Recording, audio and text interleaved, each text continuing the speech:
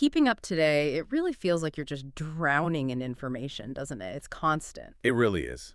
Hard to know where to focus. Exactly. So let's try and cut through some of that.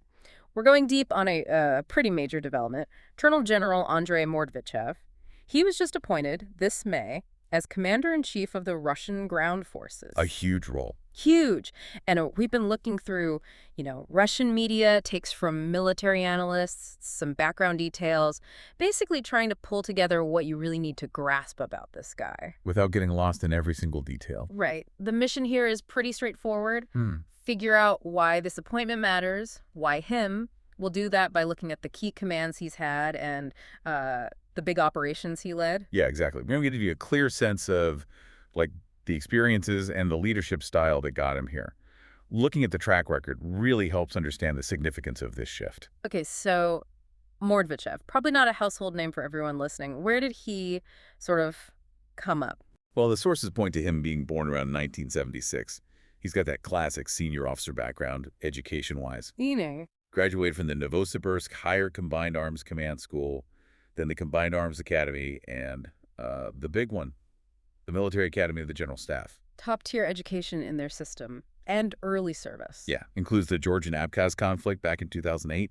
Also, reports mention multiple deployments to Syria, though details are a bit thin on those early stints. Okay, interesting background. But it's the more recent stuff that really put him on the map, right? Absolutely. Those earlier roles definitely shaped him, no doubt. But it's his command of the 8th Combined Arms Army, starting around 2021, that's really pivotal. And that brings us straight to Mariupol, spring 2022. The first really major operation we need to talk about under his command. Mariupol. I mean, just saying the name evokes such intense fighting. Sources consistently describe it as one of the earliest and, bloodiest battles of the special military operation. And Mordvichev's 8th Army was right at the center of it. The effort to encircle the city, gain control. It was this really long, drawn-out siege. Nearly 3 months, wasn't it? Ending with the Azovstal steel plant situation. That's right.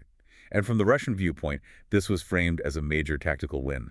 It sort of established Mordvichev's reputation, like, here's a commander who can handle intense urban warfare. And there was that interesting detail about troop ratios. Yeah, one report we saw highlighted that. Apparently, they were operating closer to a 1-to-1 ratio in forces.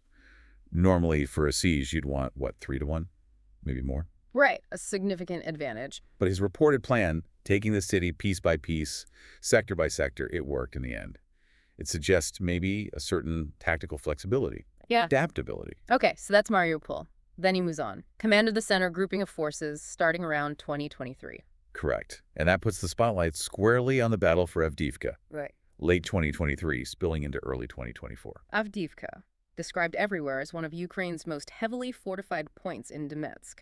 This wasn't quick, was it? Oh, definitely not. Taking Avdiivka was a really prolonged, costly campaign. Lots of artillery, infantry assaults, complex flanking moves. Took months of just grinding combat. Months. Until Russian forces finally secured it in early 2024. And Russian media really presented that as a major turning point, particularly in the Donbass. So securing Avdiivka, that seems like another big marker for him. Not just taking a tough position, but showing he could sustain that kind of pressure, adapt tactics over a long haul. Exactly. It demonstrated that ability to keep pushing against strong, prepared defenses. But it didn't stop there, did it? No, it seems like the operations continued right after Avdiivka fell. That's what the sources indicate. Yeah. He stayed in command of the center group. And they launched what's described as this sustained push across the Donetsk-Avdiivka arc through 2024 into 2025. Securing surrounding towns, places like Tonenki, Orlivka, Listoskin. Those kinds of places. The description is often of rolling tactical offensives, quick redeployments, hitting specific spots, local encirclements. So not one huge push, but lots of smaller, faster moves. Seems like it. The reports say dozens of settlements changed hands during this phase, consolidating the gains around Avdiivka. Right.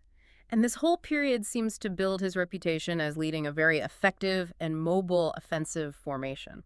Precisely. That narrative comes through quite strongly. Yeah. And beyond those main pushes, there are also reports his units provided some support defensively down in the Zaporozhye direction in 2023. During the Ukrainian counteroffensive efforts there? Yeah. Things like coordinating electronic warfare, drone reconnaissance, suggests a grasp of the broader modern battlefield, integrating different assets. Okay, let's shift to how he's perceived, particularly within Russia. There seems to be a very specific image being cultivated. Definitely. The term you see over and over is combat general or battle-tested general, someone who earned his stripes on the front lines, not behind a desk. We saw quotes from Russian war correspondents calling him, like, one of the most effective commanders of the special military operation. And directly linking him to the Livization, as they term it, of Avdiivka and those surrounding areas. And other outlets. Consistent messaging. Rydovka described him as tough but fair, someone respected by his troops. Tsargrad TV called his eventual big promotion a logical step, again hitting that combat general theme. And the official channels, Ministry of Defense. They reportedly praised the high level of combat readiness and coordination of the units under his command, particularly in the Donbass operations. Then there's that unit branding the Uzor, the Brave. Is that directly tied to him? It's associated with the center group he commanded. It suggests a kind of brand recognition, perhaps linked to the successes claimed under his leadership. But this effectiveness hasn't gone unnoticed elsewhere, obviously. Sanctions followed. Right. EU, Switzerland, Ukraine. Yeah. They all sanctioned him in June 2023 following these actions. So, celebrated in Russia, condemned internationally. It's a stark contrast. And it's interesting, as one online post noted, he kind of flew under the radar publicly for a long time before these big commands. Yeah, emerges from the shadows was the phrase used, I think. Yeah. It fits with that analyst's description we saw. Proved his effectiveness not in offices, but on the front lines. And the reports that his soldiers speak of him respectfully. Seems the focus was always operational. Okay, so all this leads us right up to May 2025. His appointment as commander-in-chief of the Russian ground forces. Given everything we've discussed, maybe not a total shock. Less surprising when you lay out the trajectory, yeah. He replaces General Felyakov, who retired due to age, moved to the Security Council. And the context is key. He's coming directly from commanding the center group, seen as highly effective, and before that, the 8th Army during Mariupol. It really signals this isn't just a routine change of personnel. It feels weighted. Exactly. Meta-analysis put it quite bluntly. It's not just a promotion, it's a reflection of earned confidence, tested leadership, and a future shaped by steady hands. Strong words. It definitely seems like the leadership values that recent frontline command experience very highly right now. It suggests a prioritization of commanders with a track record in these really demanding operations. So wrapping this up, we've seen Mordvichev move through these incredibly intense commands, Mariupol, Avdiivka, the Donetsk push. He's built this image in Russia as the effective combat general, respected by troops, even while facing international sanctions. And that path, those perceived successes, clearly paved the way for this top job leading the ground forces. Which leaves us, and you, with the final thought. You see this rapid ascent, this focus on recent operational command. What might Andrey Mordvichev's appointment mean for the Russian ground forces going forward? What does it tell us about the kind of leadership, the kind of experience that's most valued at the very top right now? Yeah, definitely something to watch. What are the implications for strategy, for doctrine, for the whole force structure? It's a significant move, and the full impact is something we'll likely only understand over time. Definitely worth keeping an eye on.